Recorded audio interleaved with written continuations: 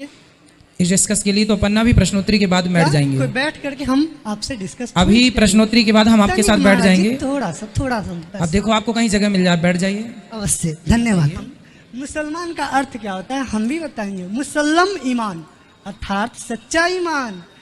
हाँ जी, नहीं मैं मुसलमान नहीं हूँ इसलिए मैं उसकी व्याख्या नहीं जानता। सुनिए सुनिए, जल्दी बेटा जल्दी खो, इतने सारे लोग प्रश्न करने खड़े हैं, थोड़ा जल्दी पूछ लो। इतना जल्दी क्या है महाराज जी, जाने वाले एक बारी इधर तो आज। अस्सलामुअलैकुम दोस्तों, इस मुस्लिम भाई ने हिंदू पंडित अनिरुद्ध आचार्य को बहुत ही इम्पोर्टेंट क्वेश्चन किया जो देखकर आप लोग हैरान हो जाएंगे। और इस भाई ने हिंदू पंडित को मुंह तोड़ जवाब दिया और इसी तरह डॉक्टर जाकिर नायक को पूछा था। तो आइए देखते हैं इन दोनों ने कैसे जवाब देते हैं और वो भी देखेंगे डॉक्टर जाकिर नायक सर ने कैसे जवाब देते हैं। तो ज्यादा बात नहीं करते हुए चलिए शुरू करते हैं। प्रश्न ये है, इस जगत में कितने धर्म है? यदि वो धर्म है तो सर्वश्रेष्ठ धर्म कौन से है? इस सृष्टि में एक ही धर्म है, केवल सनातन। उत्तर भी सुनते चलिए। हम सुनेंगे, एक मिनट जी। क्या आप हमें कोई स्थान दे सकते हैं जहाँ हम बैठ सकते हैं, आपसे कुछ डिस्कस करेंगे? इस डिस्कस के लिए तो अपन भी प्रश्नोत्तरी के बाद बैठ जाएंगे। कोई बैठ करके हम आपसे डिस्कस अभी प्रश्नोत्तरी के बाद हम आपके साथ बैठ जाएंगे। थोड़ा सा अब देखो आपको कहीं जगह मिल जाए, बैठ जाइए। अवश्य, धन्यवाद। अब देखिए, सनातन धर्म ही सबसे बड़ा धर्म है, बाकी जितने हैं वो धर्म नहीं पंथ हैं। ठीक है, ये आपके प्रश्न का उत्तर है। हाँ जी महाराज जी, हमने तो सनातन धर्म नहीं सनातन जीवात्मा सुना है। हाँ, सनातन तो जीवात्मा होते हैं। सनातन कैसे हो गए ये? बेटा धर्म रामो विग्रहवान धर्म, राम ही धर्म क्या है? भगवान स्वरूप, भगवान का स्वरूप ही धर्म है। धर्म कोई याद से नहीं। सनातन यदि आत्मा है तो आत्मा सनातन है तो धर्म भी सनातन है। सनातन का अर्थ हमें बताएंगे? सनातन मीन्स पुराना, अनादि, जिसका अनादि, जिसका ना अंत हो ना आदि हो, उसे सनातन कहते हैं। परंतु हमें किसी परम ज्ञानी ने यह कहा था कि सनातन जिस तन अर्थात शरीर में परमात्मा का अंश सना हो उसे सनातन कहते हैं। व्याख्या ये हो सकती है, पर सनातन का मूल अर्थ जो है ना, सनातन होता है पुराने का। सनातन मीन्स जिसका ना आदि हो ना अंत हो, उसे सनातन कहते हैं। ठीक है, तो सनातन धर्म कैसे हो गए?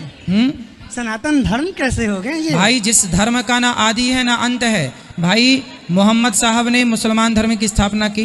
जी नहीं, यदुही मुसलमान धर्म नहीं है। सुनिए, पंथ जो भी है बताएंगे आपको। ठीक है, यदुही जो है। सुन ले महाराज जी, तनिक सुन ले, हम भी बताइए। मुसलमान का अर्थ क्या होता है हम भी बताएंगे। मुसल्लम ईमान अर्थात सच्चा ईमान। हाँ जी, नहीं मैं मुसलमान नहीं हूँ इसलिए मैं उसकी व्याख्या नहीं जानता। हम एक इंसान हैं। मैं तो सनातनी हूँ तो सनातन की व्याख्या जानता हूँ भाई साहब। तनिक ठीक है, मुसलमान शब्द की व्याख्या मैं नहीं कर सकता क्योंकि मैं नहीं हूँ भाई। मैं तो सनातनी हूँ तो सनातन की व्याख्या करता हूँ। ठीक है, हाँ माइक चालू करो महाराज जी। तनिक सुनिए जल्दी बेटा जल्दी खो, इतने सारे लोग प्रश्न करने खड़े हैं, थोड़ा जल्दी पूछ लो। इतना जल्दी क्या है महाराज जी, जाने वाले एक बारी इधर तो आज। चलो इनको माइक दे दो बेटा। मेरा नाम देव कुमार साहु उर्फ रंजन, मैं लाइन महावीर स्थान किशनगंज का रहने वाला वार्ड नंबर 17 का व्यक्ति हूँ। खगड़ा में मेरा किराना दुकान का व्यापारी भी हूँ। मेरा सवाल सिर्फ एक है कि सनातन क्या है? सिर्फ सनातन क्या है, मैं यही जानना चाहता, जिसके कारण मैं आपके द्वार पर और यहाँ इजलास महफिल में मैं आपके सामने क्वेश्चन रखा हूँ। भाई साहब ने पूछा है कि सनातन की मानी क्या है। पूरा सनातन धर्म, सनातन मतलब एक ही खुदा में मानना। सनातन धर्म जैसे मैंने कल भी कहा, स्वामी दयानंद सरस्वती ने शुरू किया था।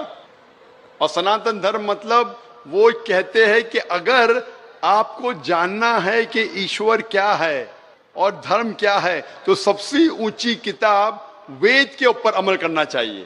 तो इनने वेद की तहकीक करने के बाद ये साबित किया कि ईश्वर का डेफिनेशन क्या है वेद और उपनिषद के जरिए। और जैसे मैंने कल भी कहा और परसों भी कहा कि जब आप पढ़ते छंदोग्य उपनिषद चैप्टर नंबर 6 सेक्शन नंबर 2 श्लोक नंबर 1, एकम एविदित्यम, खुदा एक ही है, भगवान एक है, दूसरा नहीं है। लिखा है श्वेता उपनिषद में चैप्टर नंबर 6 श्लोक नंबर 9, ना चस्य कसिज जनिता न चदीपा। उस ईश्वर, उस भगवान का कोई रब नहीं, कोई वालदेन नहीं।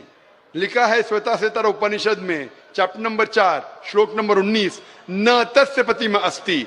उस ईश्वर की कोई प्रतिमा नहीं। प्रतिमा एक संस्कृत लफ्ज है जिसके मानी है अक्स, picture, photograph, painting, idol, sculpture, statue.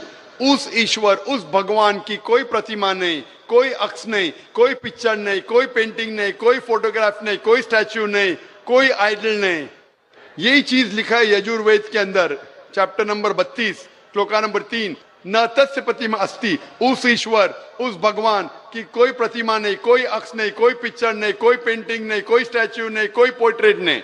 और जो ब्रह्म सूत्र हिंदुइज्म का, एकम ब्राह्म द्वितीया नास्ते नेना नास्ते किंचन। भगवान एक ही है, दूसरा नहीं है, नहीं है, नहीं है, जरा भी नहीं है। तो अगर आप ये जान ले कि भगवान एक है, उसका अक्स नहीं है और सिर्फ उसी की इबादत करना चाहिए, ये मेन ऑब्जेक्टिव है सनातन धर्म का। तो आप समझ चुके सनातन धर्म क्या है भाई साहब? फिलहाल कुछ बोलना चाहेंगे? हाँ बोलिए भाई साहब। सनातन धर्म एक सनातन धर्म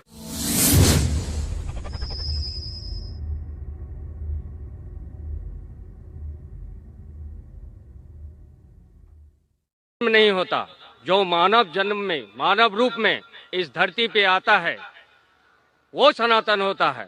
और सनातन का कोई धर्म नहीं होता। भगवान एक होते हैं, उसकी शाखाएं होते हैं। जैसे एक वृक्ष पे उसके टहनियां होती है, उसके पत्ते होते हैं, उनमें फल होते हैं, उसी तरह धर्म में भी सनातन, हर व्यक्ति इस धरती पे जो भी जन्म लिया है वो सनातन है। उसका ऊपर वाले को मानने वाला जो व्यक्ति होता है उसकी शाखाएं अनेक होते हैं। भाई साहब, भाई साहब, ईसाई है। भाई साहब, जो भी आप बात करते हैं, मैं जो बात करता हूं हवाला देता हूं। वेद, यजुर्वेद चैप्टर 32 श्लोक नंबर 3। कुछ भी बोलूं, मैं बोलूं 2 + 2 5, 2 + 2 6, तो मुझे हवाला तो देना पड़ेगा ना। आप जो बोल रहे कुछ कुछ लिखा है मनुस्मृति, इसके अंदर जानता हूं मैं जो बात कर रहा हवाला दे के एकदम ब्रीफ में कह रहा हूं। आप जो बोल रहे, मैं ये नहीं जानना चाहता हूं आप क्या मानते हैं। इसीलिए मैंने कहा कि धर्म को जानने के लिए धर्म के मानने वालों को मत देखो, धर्म के शास्त्रों को देखो। तो मैं यह सुनने के लिए नहीं आया हूं आप क्या मानते हैं सनातन धर्म में। मैं ये जानना चाहता हूं आपकी धार्मिक किताबें क्या कहती है। अगर मैं हर एक की बात सुनने लगूं, या लाखों लोग हैं, 5 से 10 लाख का मजमा है, कि वो क्या कहना चाहता है, तो फायदा क्या है। आप समझ रहे ना। तो जो भी आप जवाब देते हैं, अगर आप कहते हैं तो आप हवाला भी दो। आप हवाला दो भगवत गीता का, उपनिषद का, वेद का, फिर बात करो। खाली बात करने में क्या फायदा। हवाला दीजिए, बात कीजिए, फिर आपको पता चलेगा क्या सही और क्या गलत है।